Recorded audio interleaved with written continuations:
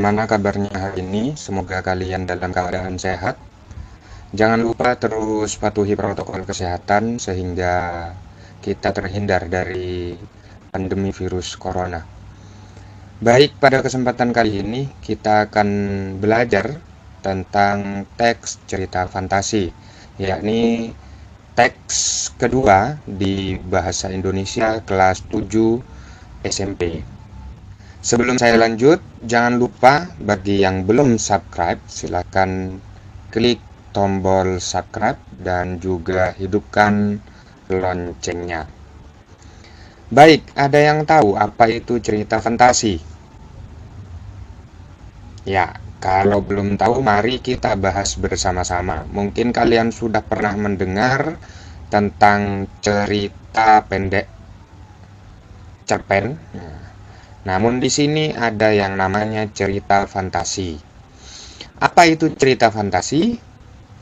Cerita fantasi merupakan cerita yang menyajikan serangkaian peristiwa imajinasi atau khayalan yang disajikan sesuai urutan peristiwa dan urutan waktunya. Artinya, cerita fantasi di sini adalah cerita imajinasi. Ya, intinya adalah cerita imajinasi atau cerita khayalan. Cerita fantasi ini biasanya berisi cerita yang tidak masuk akal, karena tidak mungkin kejadiannya itu terjadi di dunia nyata. Semua ceritanya merupakan khayalan dari pengarang atau penulisnya. Artinya kejadian bisa jadi juga lokasi, tokohnya itu semuanya dibuat-buat. Nah, itulah yang disebut dengan cerita fantasi atau sering dikenal juga dengan cerita imajinasi. Ada unsur-unsur cerita. Jadi unsur-unsur cerita fantasi yang pertama itu ada tema, yang kedua ada tokoh dan penokohan atau watak, yang ketiga ada latar, yang keempat ada alur, yang kelima ada sudut pandang, dan yang terakhir adalah amanah atau pesan dari cerita. Tema itu sendiri adalah pokok pembicaraan yang menjadi dasar penulis membuat cerita secara umum. Jadi ceritanya itu bercerita tentang apa sih topiknya, itulah yang dimaksud dengan tema. Kemudian tokoh dan penokohan. Tokoh sudah pasti adalah pelaku pada cerita. Siapa pelaku ceritanya, siapa saja yang bermain di cerita itu, itulah yang disebut tokoh. Secara umum, tokoh dibedakan menjadi dua, yakni tokoh protagonis dan tokoh antagonis.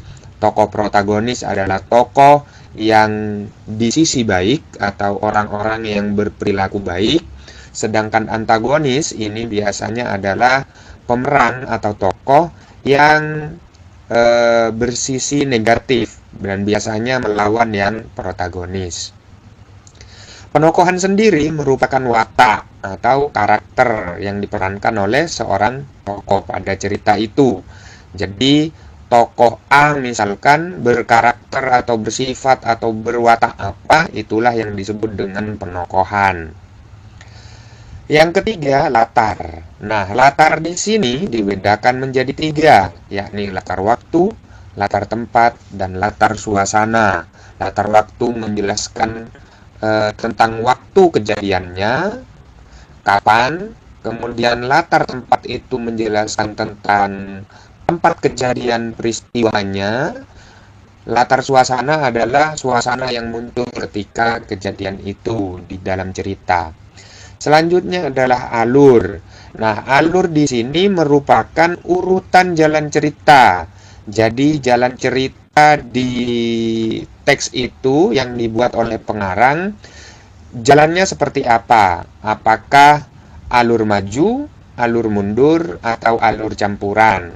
Alur maju ini adalah alur yang berurutan mulai dari pengenalan tokoh, kemudian kemunculan konflik, nanti klimaksnya, kemudian sampai penyelesaian. Kalau alur mundur ini dibalik. Alur campuran ya bisa maju, bisa mundur. Jadi di dalam cerita itu ada alur maju dan alur mundur. Itu yang disebut dengan alur campuran. Selanjutnya sudut pandang. Nah, sudut pandang di sini adalah bagaimana sih penulis memposisikan dirinya dalam cerita itu. Artinya penulis ini dalam menulis cerita itu sebagai siapa? Sebagai orang pertama atau orang ketiga. Orang pertama ini adalah orang yang diceritakan. Kalau orang ketiga adalah orang yang menceritakan. Artinya penulis ini menceritakan orang lain. Kalau orang pertama ini biasanya penulis menceritakan tentang pengalamannya sendiri. Nah, bagaimana cara menentukan sudut pandang ini? Apakah orang pertama atau orang ketiga? Orang pertama ini biasanya ditandai dengan penggunaan kata aku, saya. Nah, itu biasanya adalah ciri dari sudut pandang orang pertama.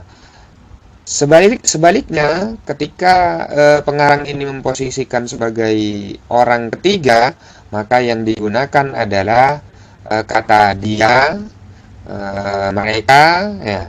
Jadi tidak menggunakan aku atau saya, karena yang diceritakan adalah orang lain. Selanjutnya, yang terakhir itu adalah amanah. Amanah ini merupakan pesan atau hikmah yang ingin disampaikan penulis melalui ceritanya kepada pembaca. Artinya pembaca ini setelah membaca cerita yang ditulis oleh pengarang bisa mengambil pesannya. Pesan apa sih yang bisa diambil? Baik yang bisa diambil untuk dilakukan di kehidupan nyata maupun yang sebagai pandangan bahwa ini tidak boleh dilakukan di kehidupan nyata.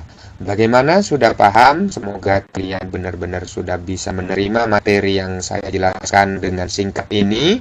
Demikian penjelasan tentang pengertian dan unsur cerita fiksi. Terima kasih, sampai jumpa.